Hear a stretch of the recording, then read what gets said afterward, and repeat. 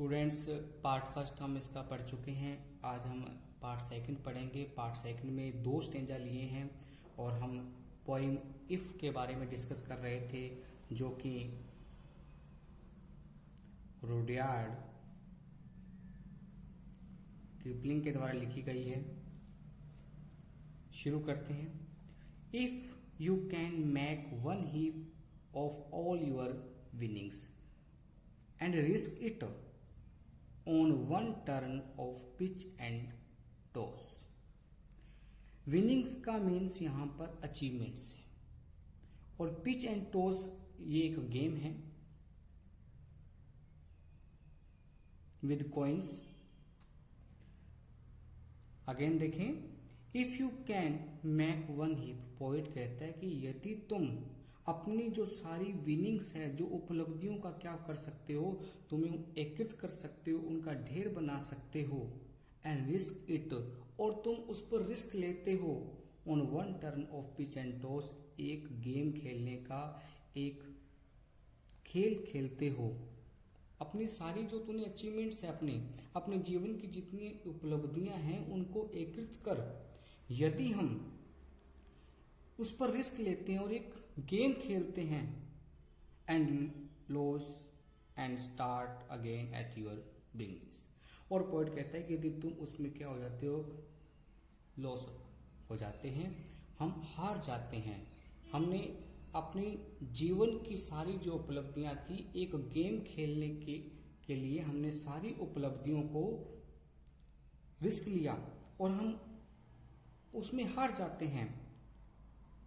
And start again at your beginning. Poet कहते हैं कि तुम दोबारा शुरुआत करो।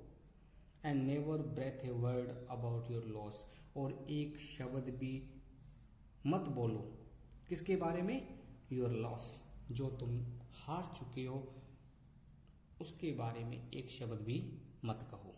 कहने का मीन्स ये हुआ कि पोएट कह रहा है कि यदि तुम अपने जीवन की सारी जो उपलब्धियां हैं और उनको एकत्रित की और तुमने एक गेम खेला और उसमें तुम हार जाते हो, तो तुम्हें निराश होने की आवश्यकता नहीं है।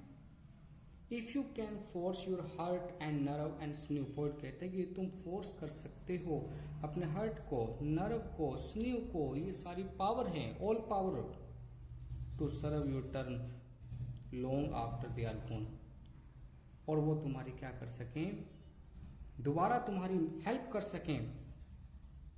And so hold on when there is nothing in you, poet कहता है कि तुम बने रहो when there is nothing in you, जब तुम्हारे पास कुछ नहीं है। एक्सेप्ट द विल, किसके अतिरिक्त, विल के अतिरिक्त। तुम्हारे अंदर एक इच्छा शक्ति होनी चाहिए और चाहे कुछ भी न हो। Which says to them hold on, जो उन सभी पावर से कहती है कि तुम होल्ड ऑन, डटे रहो, बने रहो। नेक्स्ट पॉइंट कह रहा है, if you can talk with crowds, point कहता है कि तुम क्राउड का मतलब कॉमन पीपल, यदि तुम कॉमन पीपल के साथ बात कर सकते हो। एंड कीप योर वर्च्यू, और अपनी जो क्वालिटीज है, अपने जो गुण हैं, उसको बनाए रखते हो। कहने का मीन्स हुआ कि कॉमन पीपल के साथ रहने पर भी यदि हम अपनी जो गुड क्वालिटीज है उसको बनाए रखते हैं, और वॉक विद किंग्स, और यदि हम राजाओं के साथ रहते हैं, नोर लूज द कॉमन टच, और कॉमन टच को लॉस नहीं करते, उनको खोते नहीं है। कहने का मतलब, यदि हम राजाओं के साथ रहने के बावजूद भी यदि हम कॉमन पीपल के टच में रहते हैं, उनके साथ संबंध बनाए रखते हैं।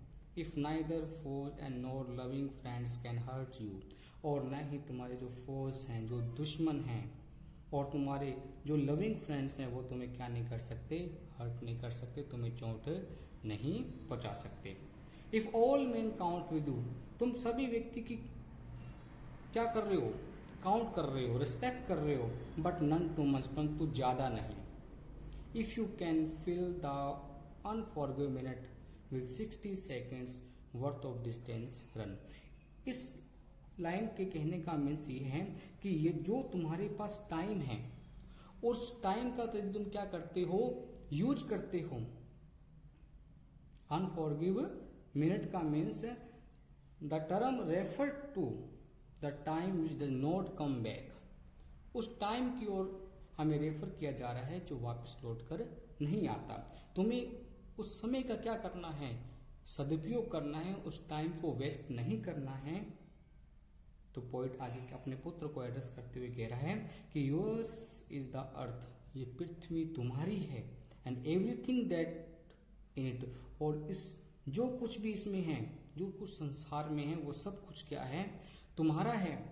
एंड विच इज मोर, और इससे भी ज्यादा, you will be a man my son, तुम क्या बन जाओगे, एक मनुष्य बन जाओगे, तुम एक आदर्श मनुष्य बन जाओगे। Which is more you will be a man my son, हे मेरे पुत्र तुम क्या बन जाओगे, एक आदर्श मनुष्य बन जाओगे, इससे भी ज्यादा तुम एक अच्छे पर्सन बन सकते हो।